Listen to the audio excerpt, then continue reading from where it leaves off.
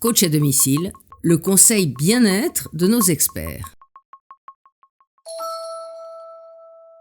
Bonjour, je suis Pascale Piquet, coach de réussite, formatrice, auteure et écrivain.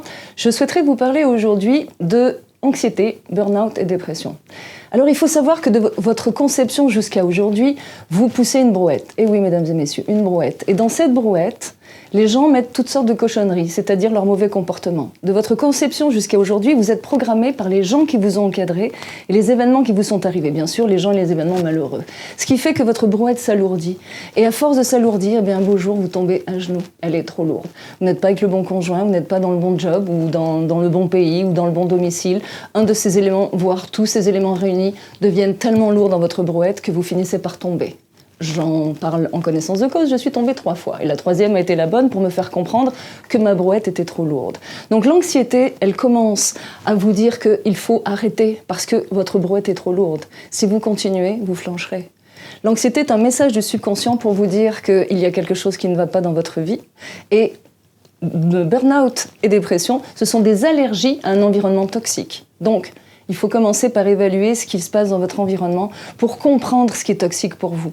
Et quand c'est toxique, ça ne s'arrête pas là. Donc ça va monter. Donc l'anxiété monte, jusqu'au moment où elle vous rend complètement inapte à travailler ou à vivre. La dépression étant un épuisement social et privé, souvent dû à une rupture, et le burn-out, un épuisement professionnel. Donc souvenez-vous, c'est une allergie. Alors, si vous mangez des fraises et que vous faites un œdème de Coinck, et vous vous retrouvez entre la vie et la mort à l'hôpital, est-ce que vous allez à nouveau remanger des fraises ? Non.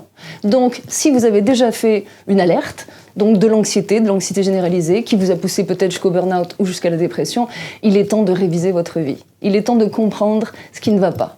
Alors, il faut considérer la vie comme des assiettes chinoises. Les assiettes chinoises, ce sont au bout des baguettes, ces artistes chinoises qui agitent 3 assiettes. Alors, une assiette professionnelle, sociale et privée. Vous devez être capable d'aller d'une assiette à l'autre pour donner la bonne impulsion, en étant en bonne santé, en ayant du plaisir, dans les 3 postes. Si vous commencez à avoir un problème avec votre assiette professionnelle, vous allez vous acharner dessus.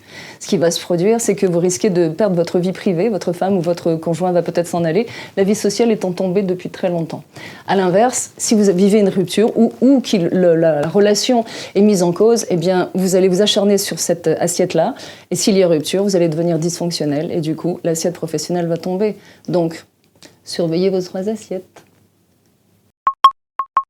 À bientôt sur le HuffPost.